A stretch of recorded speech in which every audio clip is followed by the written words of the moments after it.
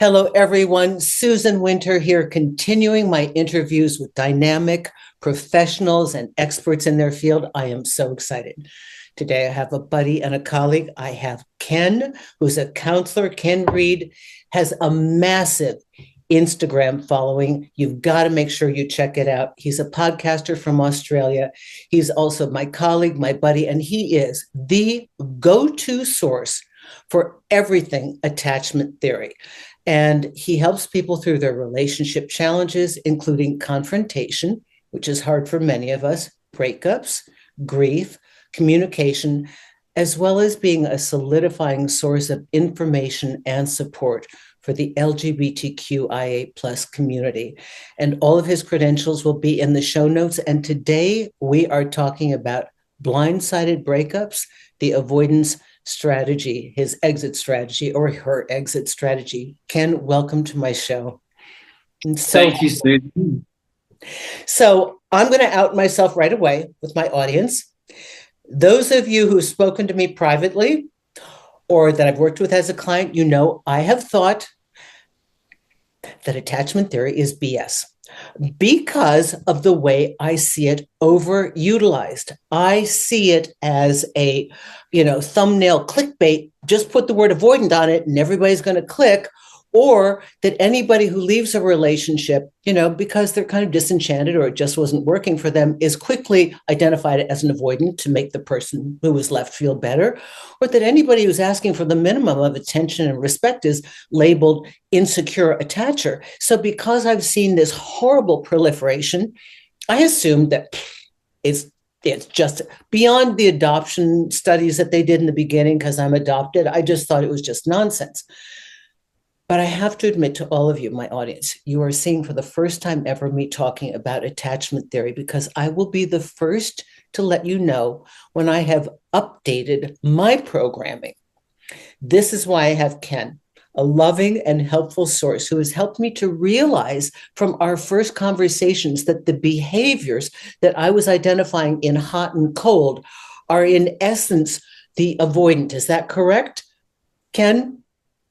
That's pretty much it. So that's pretty much what it is. And I mean, like before we jumped on, the funny thing is, this is like a very full circle moment for me because I first came to you, Susan, because I had just been blindsided by someone who I later then realized, oh, this person absolutely had avoidant attachment. And even though you didn't use that language, the way you described that, very irrational behavior in dating was so helpful and instrumental in helping me get out of a situation that involved, as you call it, the avoidant exit strategy. See, so now that I know what I didn't know, and for all of you, listen, when you have counselors, it's really important that they update their info. Imagine you've got a closed source. This is what I believe in. There's nothing else. You don't allow for any new input. So I'm so happy to have you give me the terms and names for what we've been talking about that I didn't know I was talking about. So I want to ask you about this whole, you're going to be my source because you are the go-to source. I absolutely love this. And I've got so many interesting things to talk about. So there are so many different types of the avoidant personality that I'm seeing out there, from fearful to dismissive. Can you give me a brief overview as to how these different types present when you see them?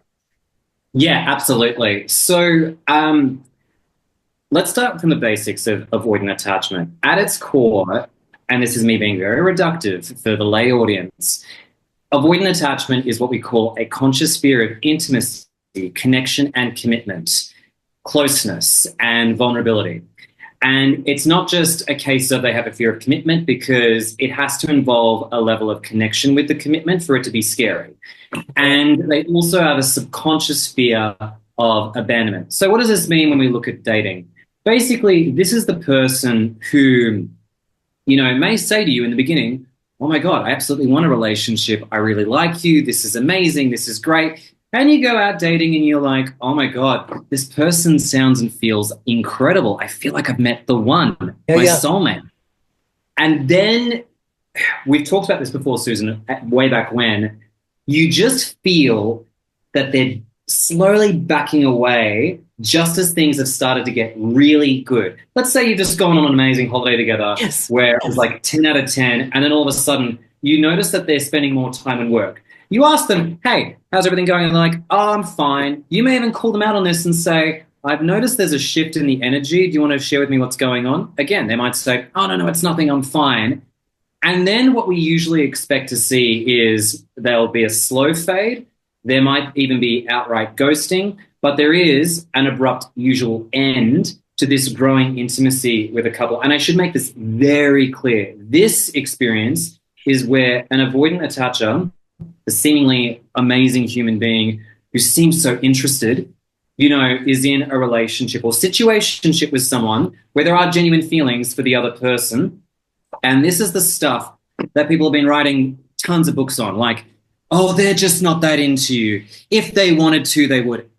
Couldn't be further from the truth. They absolutely do want you, but in love, fear rules the heart, and these people are very, very scared to get close to another human being because a lot of them have come from backgrounds where they may have had a lot of overbearing parents, they've been enmeshed as kids.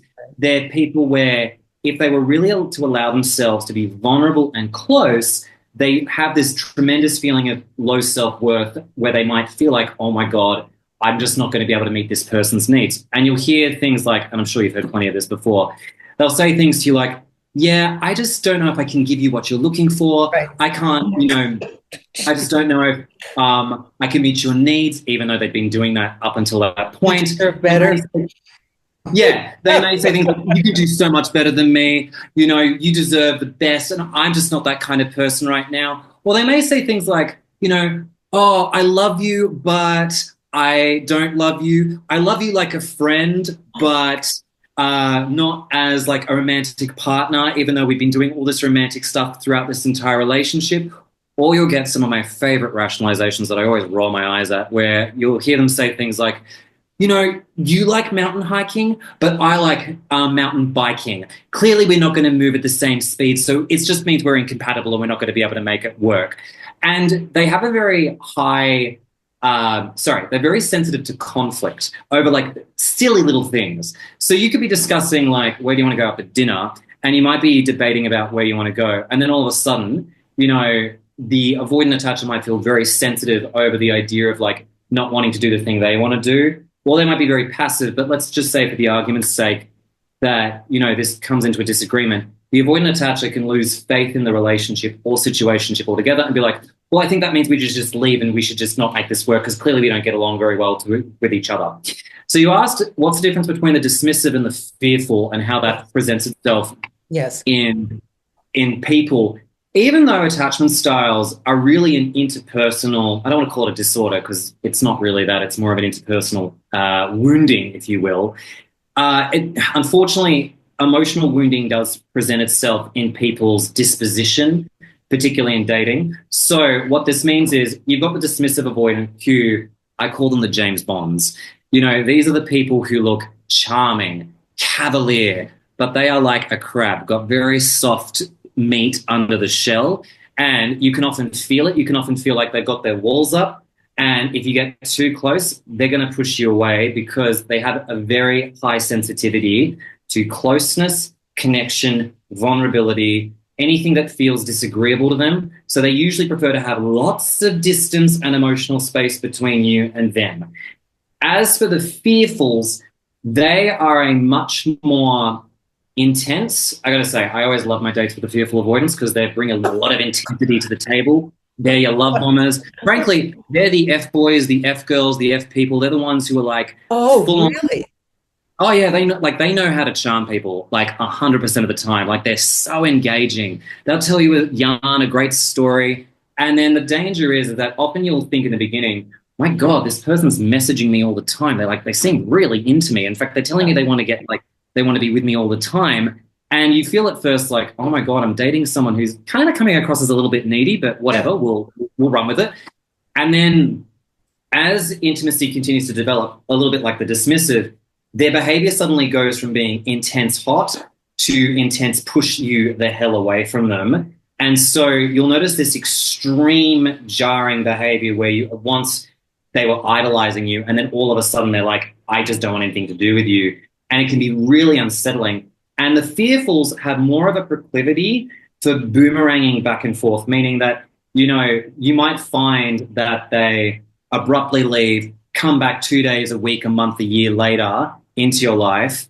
And they might not and this is one thing we see across the severe cases of these individuals is they don't hold any accountability for a lot of their actions. This can happen for the dismissives too, but the point simply is that these individuals do have a tendency of coming back to relationships because they're much, much, much more scared of loss, abandonment, and not having someone close. And so they're the two presentations that we often see with avoidant attachment as a whole. Again, that's my little reductive summary of how this shows up. God, I feel like we need a public service announcement.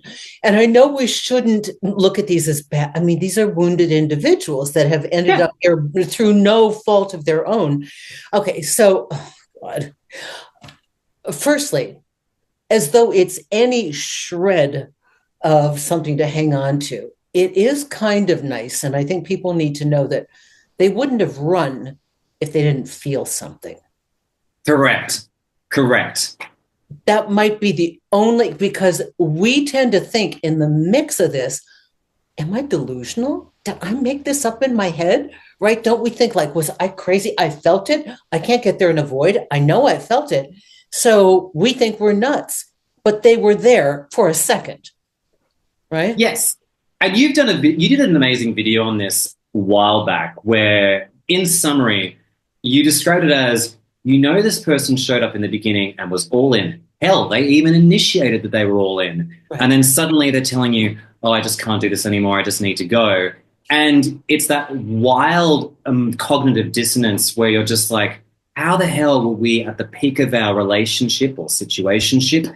And now all of a sudden it's like you're treating me like a stranger. Worse, maybe they blocked you and you feel like you're such a terrible human being because you've been essentially, the term I like to use is erased or banished by this person and made to feel like you never even existed. Right. So it makes us doubt our own sanity. And I can't imagine how many people have been trying to figure out, well, that's why I did that little T-shirt. Well, I don't have it. This one's, this is for you today, Ken. You're so big and strong. But I did a merch line for our mutual friend, Barbara, and it's like, it's not me, it's you, because many of my clients were feeling, what did I do wrong? I did this and this. I lost him. I had him and I lost him because the mind does not know how to wrap our head around. We had them. It felt real. Now they're not there. There's got to be a way for me to get this back.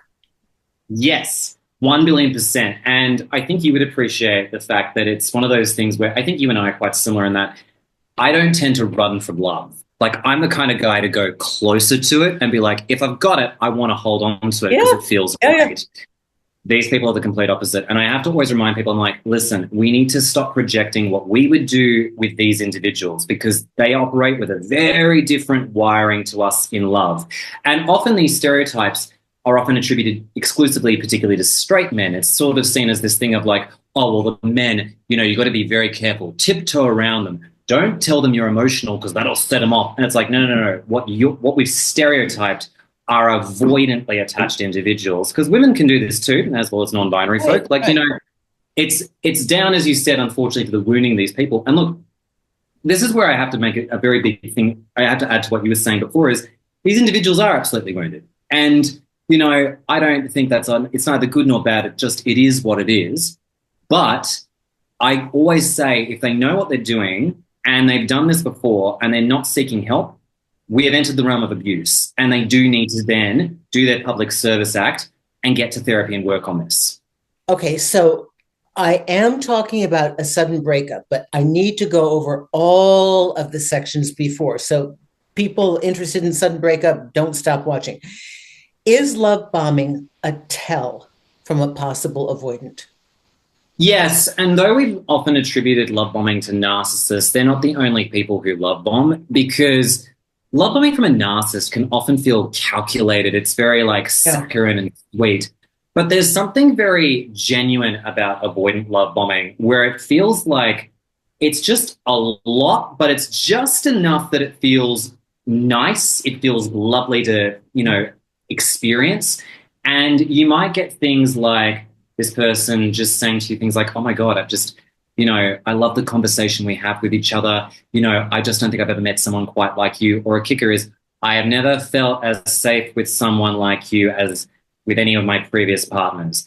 And if their previous partners were a history of people who exhibited not the healthiest behavior, it can often be both a sign of they're dead serious about what they're saying, but just like a person who won $1 million, they may not be equipped to maintain the $1 million they just won. Because it's so foreign. Yes. Correct. Yeah. And they may not have practice. So therefore, the sudden departure. Okay. Is there a too hot, too soon hallmark in the avoidance strategy? Yes. So just to make sure I'm on the same page with you, as so in like a player's handbook. Like, do players tend to be avoidants? They're like, yes, if we think that they're like the worst players in the world, because when I think of players, I'm thinking of people who are slick, they're sophisticated, they're like charismatic. Yeah. They know that they're going practiced. Yeah. Exactly. Like they know that they're going for, one specific thing and it's very, directional, right? But when I think of avoidance being players, I sort of think, God, well, they're leaving a lot of corpses in their wake because they're not doing a good job of it. Like to me, I think that yes, they can be mistaken for players because it seems like they're just there for a short time and not for a long time. Like they're not, because these are truly the emotionally unavailable people that we refer to. It's often thought that like, these individuals just wanted, maybe something better, like another option came around, or they just weren't that into you. When it's like, no. A lot of this is their deep insecurities and their deep fears.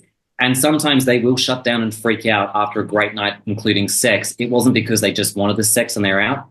It's that you guys got too close. Their nervous system couldn't handle it and they bounced and they were like running away. Okay, really important question. Do these individuals know they're going to pull away? Do they know this in advance? Often they do. And they do it anyway. Yeah. So I want to make it very clear. If they're a new time person to doing this, no. First time I'm gonna be like, no, you didn't know what you didn't know. Like that's totally fine. Okay. But when we get into what I call the severe avoidant range, abso-fucking-lutely, excuse my French, like no, but it's cruel. It's cruel. It is. You. I agree. If you know this is your pattern, because there's a difference between I'm held captive by my unconscious response, and then this seems to be something I've done in every relationship. Maybe I should be careful with this person that I like. Like where's the accountability here? Yeah, that's where we get to the severe range. So those that are in the mild and moderate will know a pattern and be like, I need to work on this because I can't keep doing this anymore. And they're ready to quit the avoidant lifestyle. And they're fabulous individuals. Which is not to say the severe end aren't fabulous. It's just that they have a lot of defensiveness around taking accountability. And so this is where we start to see this blend a little bit into narcissistic territory because they may, project, gaslight, be stonewalling you, defending themselves, being like, no, it's your problem that I'm feeling this way. I don't want to take any accountability for this. So, yes, to answer your question, they do know. A lot of them absolutely do know what they're doing. That's horrible, Ken. Ethically, it's not ethical. They're playing naughty. I don't like that. They can't play in my sandbox. I don't like that. Okay. Oh, my God, this is so amazing. Now, can people switch back and forth between either being avoidant or being anxious within a lifetime? Great question. The research and the evidence base would suggest that is possible, that you can go from like one attachment style to the other, that it's a flexible thing. My personal experience now, you don't have to take my word for gospel, but I was just going to say, I think that some of this is down to a bit of nature. I think some of us lean a little bit one way more than the other. I don't think, for instance, I could ever become a dismissive avoidant without being wired a bit that way. because these individuals are more logic centered and not so emotionally focused, whereas I am much more emotionally focused than I am logical in a lot of situations.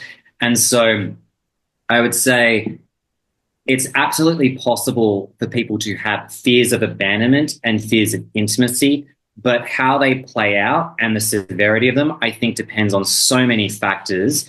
And I think that if you're rooted in one major camp, whether that be fearful avoidant, dismissive avoidant, anxious attached, I think you can definitely have tendencies of each of the other attachment styles, but I think you're more likely to lean one way or the other, and you can move closer to the middle, which is where we ideally want people, which is that secure range. So you tend to have a default. Okay. You had this really beautiful recent video that I caught, which I don't hear. You might be the first one I know that's spoken about it. Fearful avoidants who get discarded by avoidance.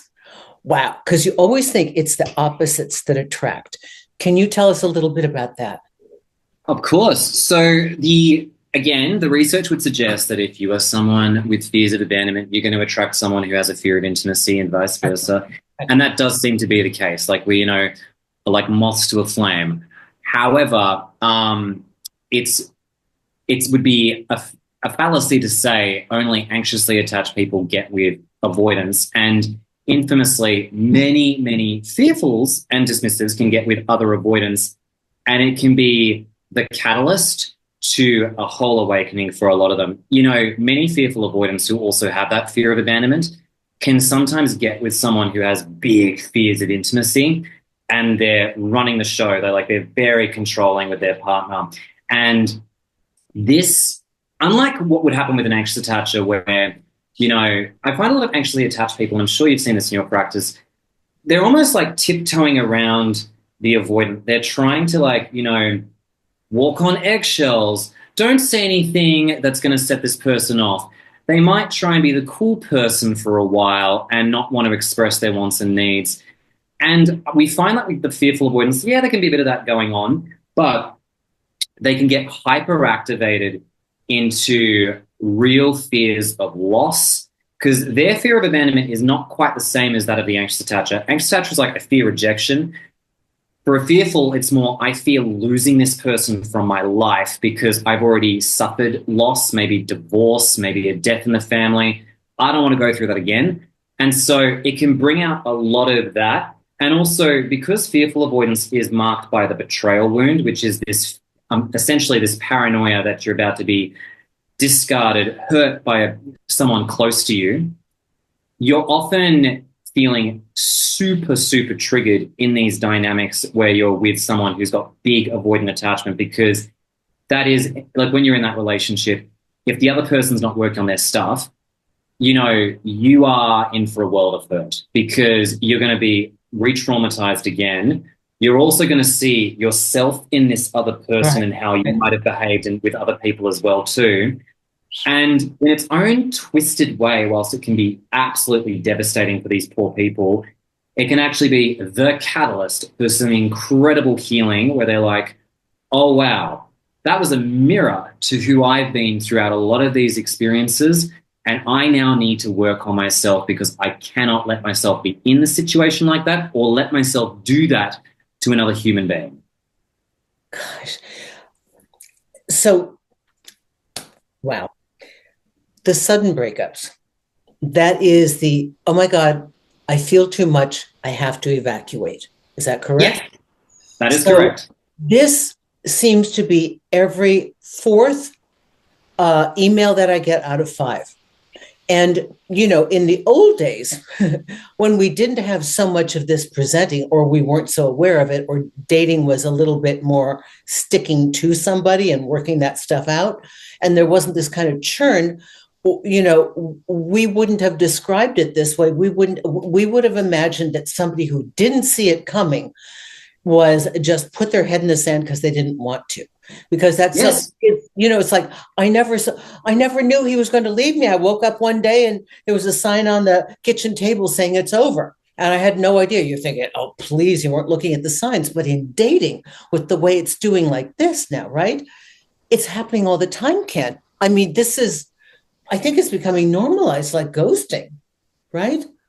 Well, funnily enough, it's usually the avoidance who do the ghosting. So, Oh, God. Oh, we got a buffet table here of behaviors. Oh my God. Start with bad behavior on this end. You got a whole table to go down. Oh my Lord. No wonder people are yeah, so terrified. And then if a person is fairly normally regulated and they have kind of like, they're not super secure, but they're not super anxious. You date enough people like this, you could develop anxious tendencies because you're just so freaked out, right?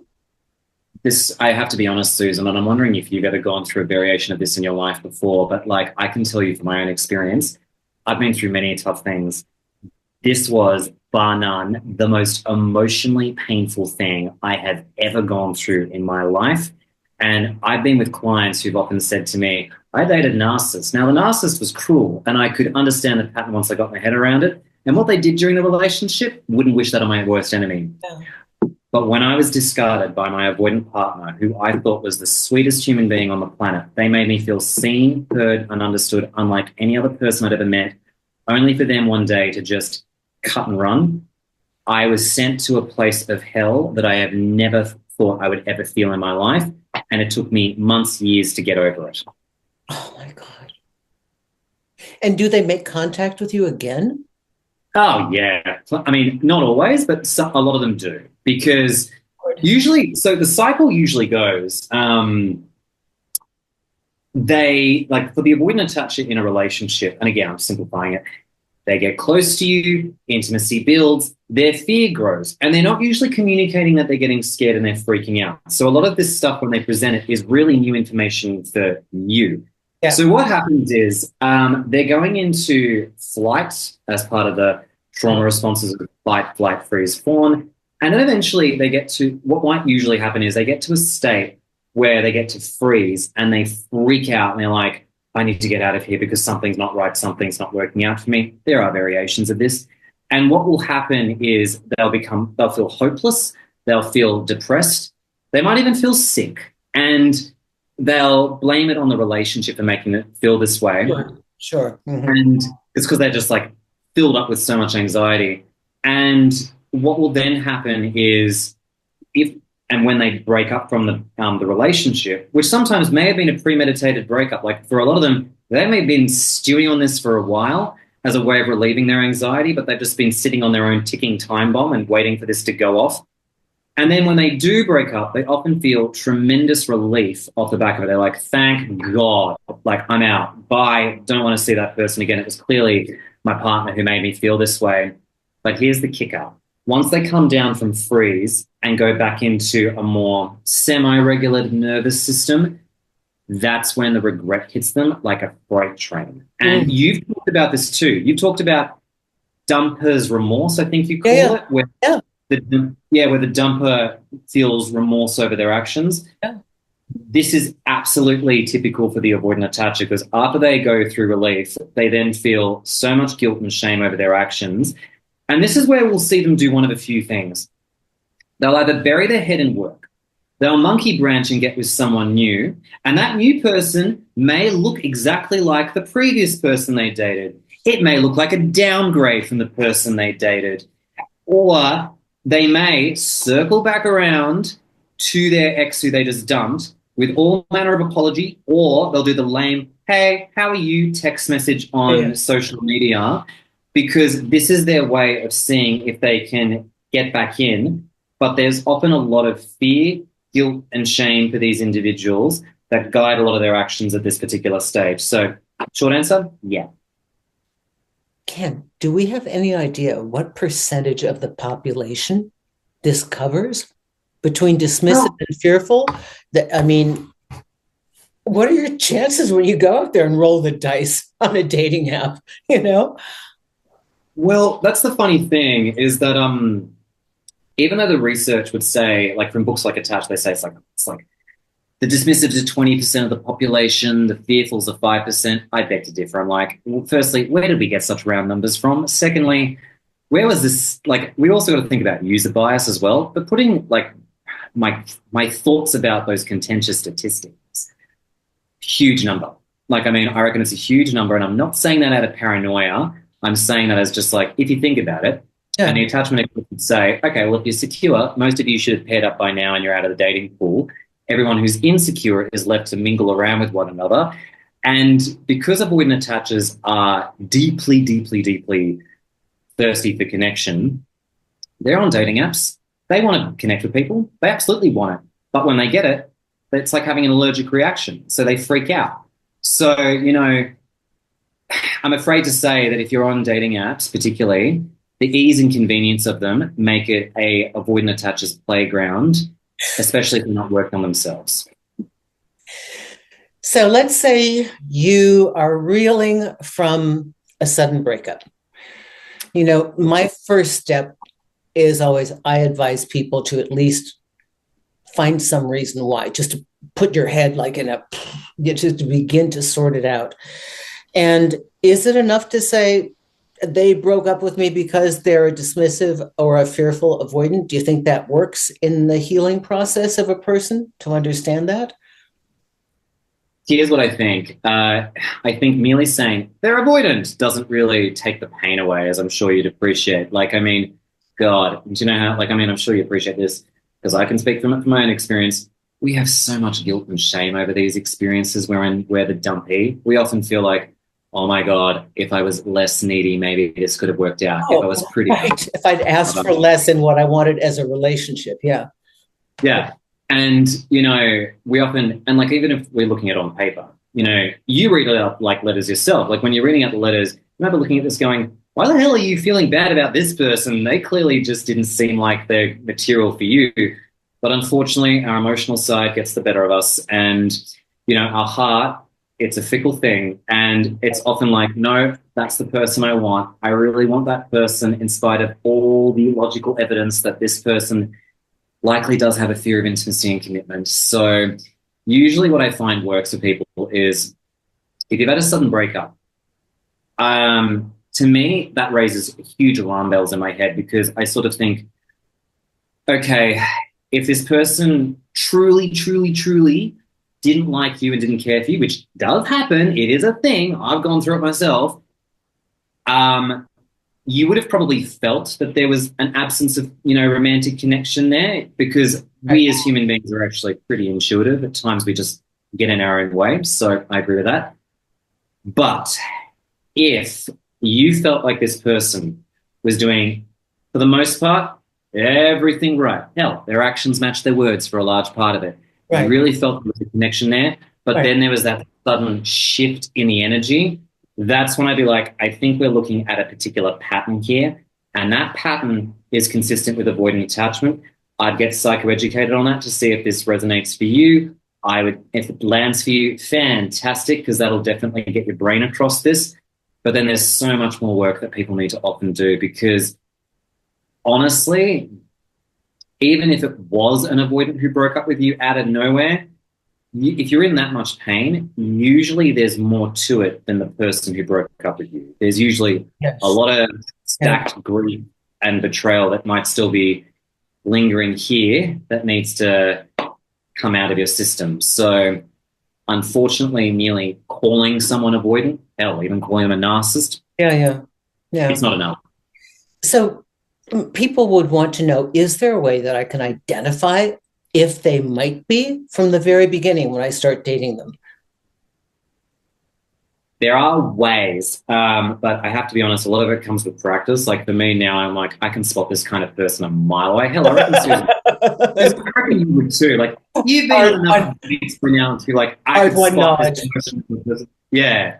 Like it's pattern recognition, really. You go through so much of it, you're like, oh yeah, I've seen that, I've heard this, I've heard that. Yep.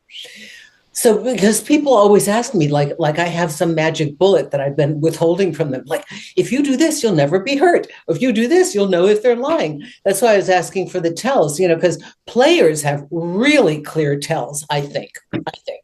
And the only way I could educate myself is I had to put myself on a 6-year course of dating them. And I'm a relationship girl. I had like really low single digit numbers and I was already in my late 40s.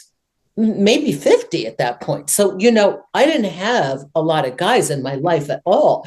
And I had to like suddenly figure out what this stuff is because I was absolutely blown away by it. And then I was fascinated by it. And then I became my own lab rat, because there's no way to know till you go through it. How are you going to tell somebody, like Ken, look at your lived experience? How are you going to tell somebody this if it's theory? It doesn't play.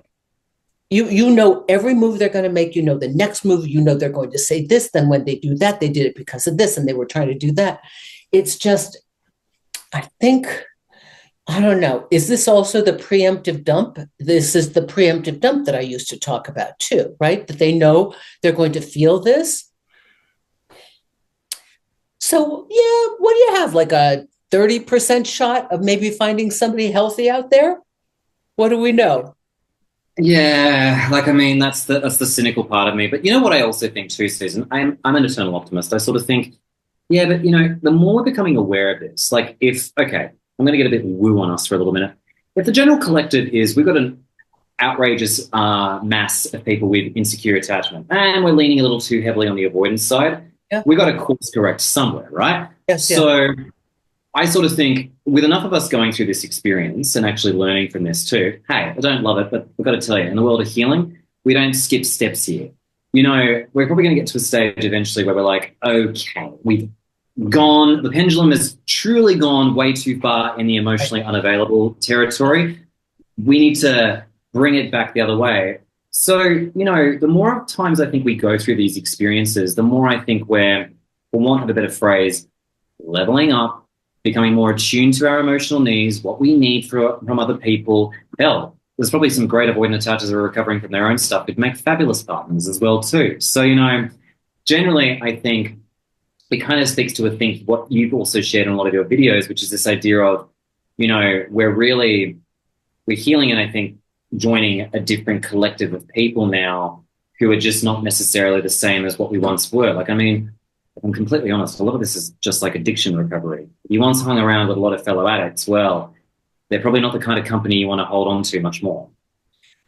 I do believe that with the breakup of the traditional safety net of having long-term committed monogamous relationships, when the millennials broke that up so that we could reconfigure it to a more authentic a la carte as to what we can do, unfortunately, the infrastructure to replace that was not put in adequately. So we have people grasping at different ways to manage their own needs. And I think I'm also optimistic too, that I have to tell you, most all of my clients that I've worked with, even the people that followed me on YouTube for the last 10 years, almost all of them are in loving, committed relationships now.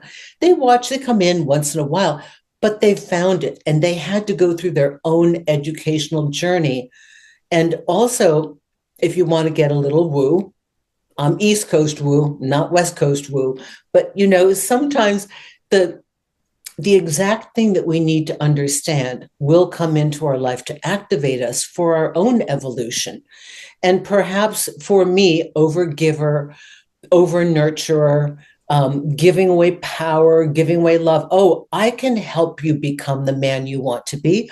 I've got the resources and support and advice to help you. And all these things that I've done, thinking that it was the greatest form of love, I look back on and like, boy, you really disabled them and kicked yourself in the pants because you didn't even focus on yourself for 40 years. Now you got a few years left in the sand down. You're kicking it as hard as you can 7 days a week. So what's up with that? So it's taken all of us a little bit of time to adjust. But what I love about you, first of all, I have to tell my audience this. When I first met you, you actually got a session. And it was more to talk business, but I thought that was the classiest move I have ever had because it was so respectful of my time. And I never forgot it because people hound me all the time to help them, fix them, heal them, bring them, give them, connect them. And you did it so marvelously. And it was such a joy for me to meet somebody of your ethical standards. So I just have to thank you for that. No, well, thank you very much because that's warmly received. And, you know, often people come to me saying, you've really helped save my life in what I'm doing. And I can only throw that back to you because you saved me from the pit of my mental, insanity when I was going through this because I I wanted to connect with you and I really resonated with everything you were saying.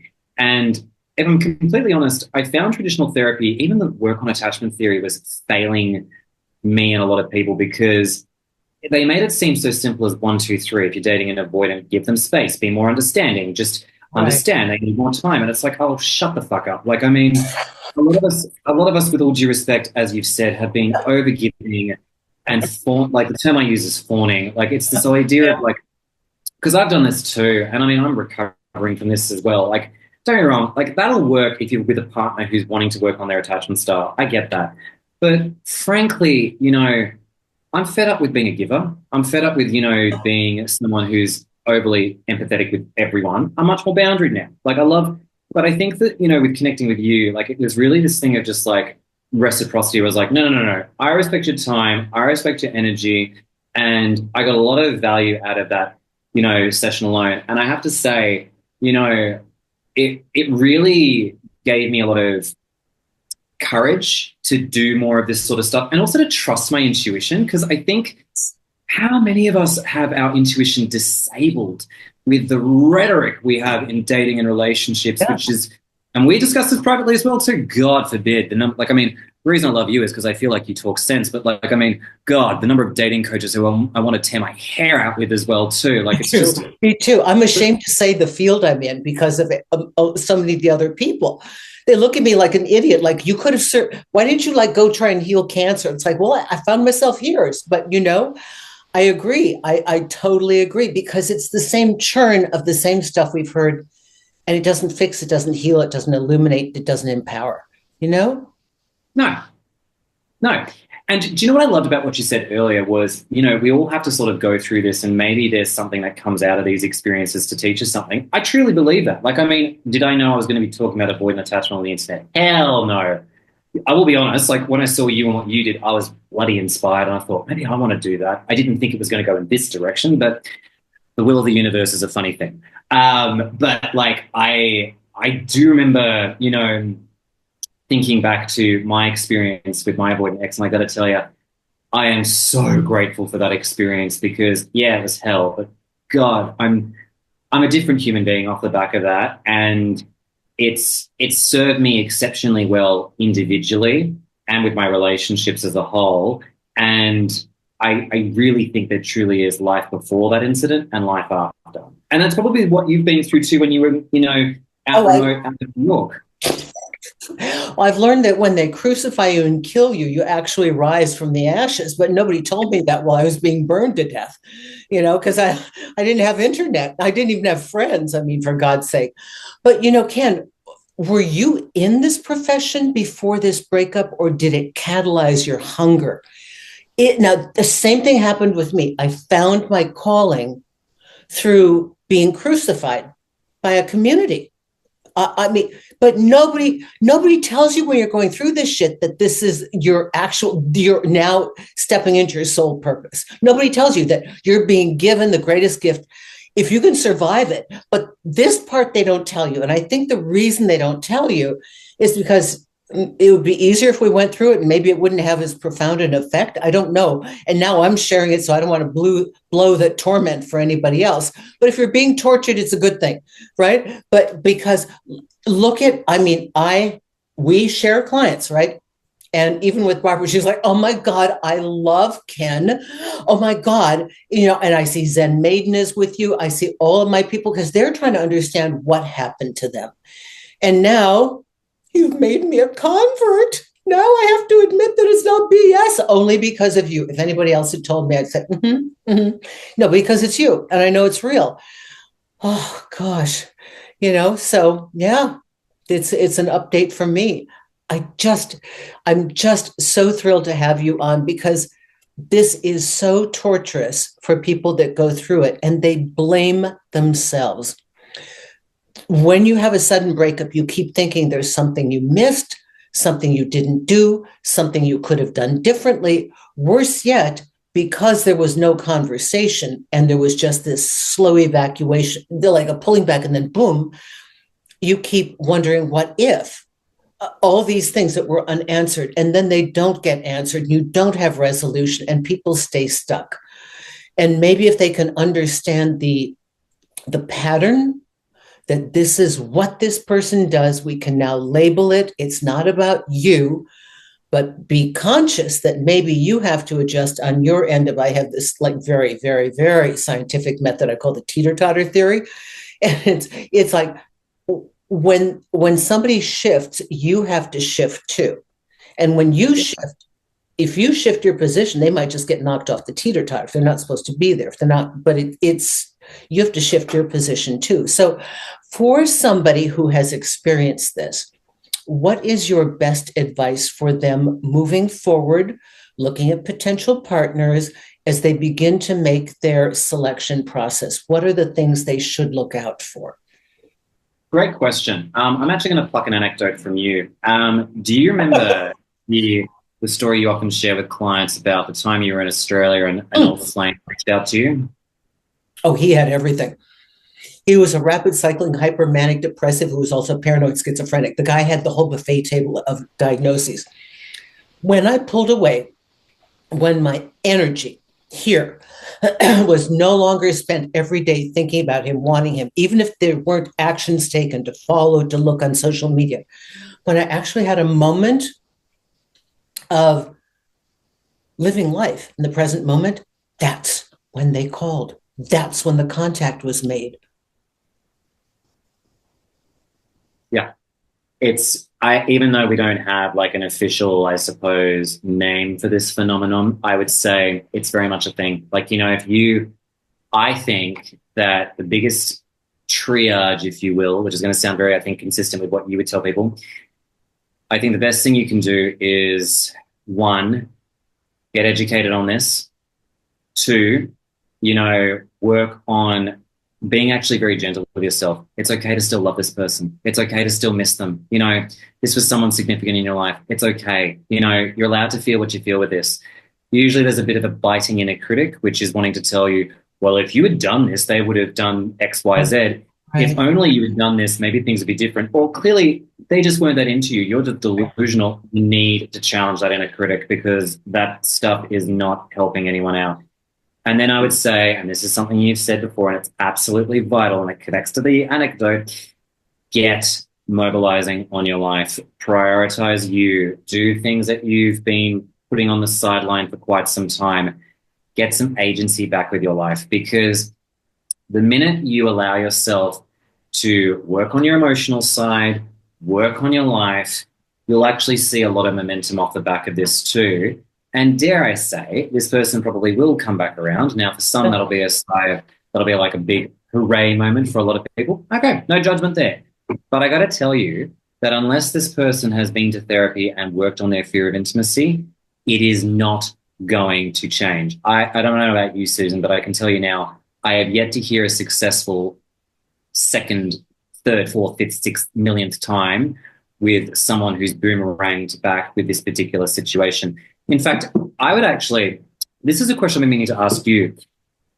You call, you have the name of like players. I'm wondering, how would you describe the players? Because I'm very curious to see if this is a match. So how would you describe players for people who are just listening? Oh, I had to hunt for them. Well, I picked guys that were clearly half my age, really slick, really charismatic, had all the lines, had all the swagger. It's like they had the invisible T-shirt that said, "I'm good for one night, babe, don't expect any more." They were just too slick, too hot. They were clearly identifiable as the wild horse that had no capacity for a loving, committed relationship, like the 23, 24, 26. Remember, I'm 48 to 53 at this point. So, I got zero abilities except here. Oh, they were already attracted to me, right? So I just thought, okay, I'm going to do my best. But for me, ethically, I had to make sure that they weren't, in my life experiment, I had to make sure that I couldn't activate an open heart. I don't want to do you damage. I'll take the hit to learn, but so at any rate, but they were players in the sense that the vibe was just, they're too good at the game. Guys that are nervous when they do approach, they've got a lot at stake. You know, a guy who's fumbling in bed the first night, girls are like, oh my God, he's no good. No, he actually wants to impress you. He's scared shitless that he's not going to be good enough. So you don't want the guy that's so comfortable, so practiced with his lines, because he's practiced with his lines, and it's you and many others. And I also found that they were the easiest. They were the most scared of falling in love, but I didn't have a word for it. And I found that they pushed it. Okay, so this is how it felt. They pushed it away and made me feel like I was wrong and that I was delusional when I would call them out and say, now I think you're the one who's more afraid of me than I am of you. I'll never forget the one guy who was such a great part of my life. He said, damn it, Susan, why can't you just be a dumb blonde and be the way you look, for God's sake? And I said, because you would have been done with me the first night. I was number 123 on your roster. You're only 23 at the time. You had 100, you were counting, right? And so I just know that with players, they're just too good at the game. It's too perfect. Everything is executed, every move has elegance. It's not a normal person that's got a little bit of, fear, right? Is that how it felt for you? Yeah, so for me, yes to everything you said. I think there's a lot of impression management. For me, okay, I'll tell you what sets me off, and I'm like, oh yeah, I know what I'm in for. There's a lot of what I call intellectual chemistry. Like, you feel like you're bouncing off back each other. Like, it's like the conversation's great, but it doesn't quite get emotionally deep. It's almost like if you want to talk about previous partners, they'll give you the cliff notes. Oh, my last ex, she, he, they were crazy. Or, when it comes to getting over a past relationship, they're like, oh yeah, that was like 6 months ago. I moved on. I'm much better now. And it's almost like, are you really though?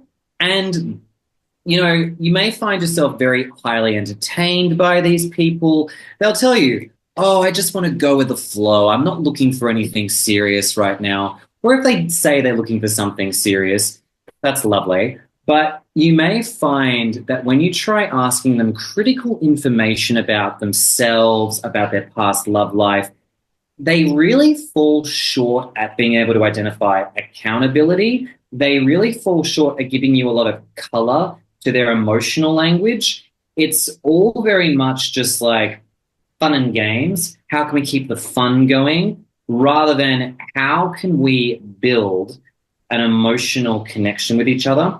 And I often find a key thing here is there's a lot of intensity. And I get worried when there's intensity because I think you don't even know me. And more importantly, if you're this intense, what is driving that? You're going to start, to me, I start thinking to myself, I know that I'm special, but I don't think you know that just yet. So, what is really, motivating you to be just like, oh my God, you're amazing. I'm like, you need to calm the hell down because this is a bit scary for me. So I don't know if any of those sort of signs align with your experience with players, but for me, it's always just this feeling I get where I can feel it and I'm like, oh yeah, that person's avoidant. Because it's in the energy, and that's the stuff you pick up just over time. So players are mostly avoidants, correct? I would say yes. There are some anxiously attached players out there too, and frankly, they can be quite clumsy. They're often following the Neil Strauss verbiage. Yeah. Pickup artist. I knew one of the original guys there, and that's so funny because he's even listed in Neil Strauss's book, and he called me to ask me what he could do because he played game, caught a girl, and really started to like her.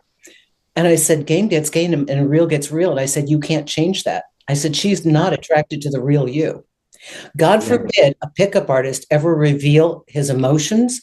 If you've come onto that game, that girl is not prepared to be attracted to the real you. She doesn't want to see your vulnerable side. She doesn't want to see you cry. She doesn't want to hear your problems. She's turned on by the fact that she gets to capture you. She's uncertain whether you're going to come back, and she got to win you back again. So she's in a whole game all with her own self-esteem, I think. And that's what you just described there is classic avoidance sort of stuff too, because it's that whole idea of like, I want to control the intimacy between us, right? So the girl's avoidant. Yeah, so in that context, the girls that chase the wild horses, the girls that chase the players are equally avoidant, correct? they can be, yeah, because if you think about it, right, it's all about the intensity, it's about controlling the intimacy, it's about, and you would have seen this with male clients as well too. It's all about like, how can I maintain my aloofness whilst not getting too close to this person as well too? It's funny you brought up it's funny we were talking about Neil Strauss because he himself is an admitted avoidant attacher. And I mean, God, he's had everything: sex addiction, depression, anxiety. He's married now. Is he married now? I think he's married and is a whole different guy. And my guy, who was one of the original guys, not only married a woman, was in San Diego for a while, went off grid. Like the guy is in the most northern part of California with his family, kind of like eco-friendly. I mean, it's just like these guys. I know a lot of the original pickup artists, and they've moved into committed relationships. Yeah, but Neil had a pretty gnarly experience because originally when he was with Ingrid, I think is her name, and then that relationship just didn't work out, and he went through Sex Addicts Anonymous, and then he would go on to date someone who was like mega avoidant, and that was his rock bottom moment. And then he got back together with Ingrid, and that lasted for 5 years. So I don't know what's going on now with him, but regardless, I know a few other pickup artists as well, and to confirm what you said, I've heard the same thing as well too. A lot of them had to unlearn a lot of that behavior because it was all about control of intimacy, and it was masking so many insecurities. So I remember what I thought was the best 4-hour date ever, because I knew this guy, and I'm not going to say his name, but he's one of the original in the house in Hollywood. He's listed in the book. And I knew it wasn't a romantic date, but he asked me to dinner. And we went to Ernie's on the Upper West Side, which was on 76th and Broadway. And he started talking about one of my favorite topics. And I'm like, oh God, if guys knew this about women, like all you have to say to her is, no matter when you dump her, how many times go, oh my God, I went out there, I looked, there's no one like you. There's no one. I had no idea. And the girl will go, of course, and I was giving him a 4-hour lecture as to how to crack the code of female minds. Then he writes me, like a couple months later saying, you won't believe where I am. I can't really talk about it. I'll let you know when I'm back in New York briefly. And I'm like, did I hand over valuable information in that 4 hours? They were going to do it anyway because they were using NLP and all this stuff and the negging. And then I dated a guy reluctantly. I call him an accidental boyfriend. I didn't really mean to date him, but I ended up dating him because it was the tail end of my players. He had taken one of the many incarnations because there were all different groups that grew out of that original thing, and they all had their boot camps. And they were making a fortune, $1,500 an hour, taking guys on field trips so they could do day game, night game. And the first time I sat down to talk to him, he put his hand on my inner thigh. And I looked at him and I said, what are you doing? Yeah, I wasn't that shocked. I was just more looking at it. I said, does that work for you? Like, has that actually worked in the past? And he looked at me and I said, well, thank you. I go out with guys and it's later that I figure out that they were interested in a date because I don't know. My friends are saying, is it a date? It's not a date. So at least I know what your intentions are. But I used to just attack him mercilessly on his game. And he would come back and tell me all the gals that he goes, I broke into a twosome or something like that. I broke into a two-set, meaning he got two girls and he talked to both of them. And he was a PhD student in mathematics. So he was like, they didn't have game. So I understand verbal finesse in making contact, and communication is exceedingly good. And I understand trying to find commonality and a good opening line when you're not a gorgeous looking guy that breaks into a group of women. And I think that training is great. But there are healthier ways to do it now. But the original pickup artists, I believe that architecturally, the pickup artists in the early 2000s set off a bunch of women who decided they got burned so many times. They're like, I'm not going to feel anything. And I'm going to become a man and have sex with you like you have sex with me. So the women closed their hearts. Now the guys are like, oh my God, I can't find a woman who loves me. So they became even more freaked out. Now the women are like, wait, I thought I'd be married and have kids by now. There's a guy that won't even approach me. So we got this whole mess. But then we're here, Ken. So all is good. Yeah, I mean, I just think a lot of this has a funny way of working its way out for a lot of us as well, too. Like, if we're open to it, I just think, and look, I actually have to say, a lot of those pickup artists, I think it's a really fascinating, insight into like what's going on behind the scenes, the evolution of how they transform their insecurities into more security. Like, I mean, I actually think I'm actually very grateful for their contribution to this. And I know it's, not necessarily, it's not everyone's thing, and I know that it's also caused a lot of broken hearts and hurt, which I respect and I get. And at the same time, I just think, well, we've got to make do with what we've got, right? So good for them. And I think having met a lot of men in particular who had a lot of raging insecurities, I can see how it's been a marvelous tool for overcoming some of those insecurities. But as you said, there are better ways that also aid your self-esteem to get that which you want without, resorting to, frankly, emotionally manipulative tactics. Yes, the communication technology, and I think the underlying thread of speaking to her like a human being rather than coming on to her right away was helpful training for a lot of these guys. They were so insecure, couldn't even look at a girl in the eye. But Ken, I don't want to take up any more of your time. I want to have another interview with you if you have time before I leave Arizona and the great lighting, because God, I look like a jail mugshot when I'm back in New York. But I just think you're so helpful, and you have illuminated for me something very important, because I don't want to mislead any of my clients, and it's so helpful that I can now begin to frame some of my conversations with a little bit better understanding of what the verbiage may be. So where would you, I will have all of your links in the description, but where would you prefer that people begin to start to watch your work? Feel free to come to me on Instagram at ken.reid.co, I think is what it is. Yeah, ken.reid.co. Oh, I'm sure you've got it, so I'm confident that one way or another it'll be accurate. But yeah, I'm having fun on Instagram talking about this, because just like you said, it's even if we've had different names for it all this time, fascinating stuff. And your podcast is great. I started to listen to that, Ken Reid's, and I think you've got a really good business model. If you pick their individual question, there's a nominal charge, and the whole show is about them. It's really brilliant. That's a very smart idea. And you have other counselors that work under your banner, correct? So somebody can always be reached. You're in Australia. We have Americans here in timelines that would work, or time zones that would work better for the US, which is also, you built an incredible machine that's very smart.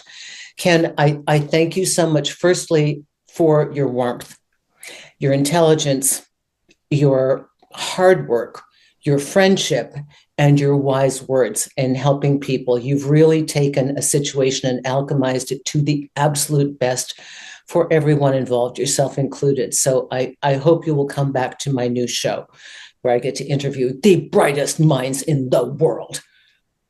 Hell yeah. I mean, honestly, this is, like I said, not only a full circle moment for me, but also, I got to tell you, I was super excited when you offered me this invitation. I was like, hell yeah, I get to chat with Susan for a bit about something that I love talking about. Absolutely, I'm going to jump on that too. I will say, just PS, if anyone's, ever watched Sex and the City, Big is classic avoidant attacher. So if that's just my little quick last minute thing to just say, you're ever struggling, refer back to Sex and the City because it covers a lot of the attachment insecurities beautifully. That's wonderful. Thank you. Ken, I have a healthy attachment with you. Is that okay? Oh, hell yeah. I've got a healthy attachment with you too, Susan. We got chemistry, we got connection. We may have some unfortunate differences in terms of, other forms of compatibility, but I tell you what, where it counts, it matters, and we're good friends. Thank you so much. Thank you, everyone, for tuning into this show for the big Susan Winter update about I believe in attachment theory because I believe in Ken Reid. Thank you all. We'll see you on another show. Ken, thanks so much. You're the best. Thank you. Thank you, Susan.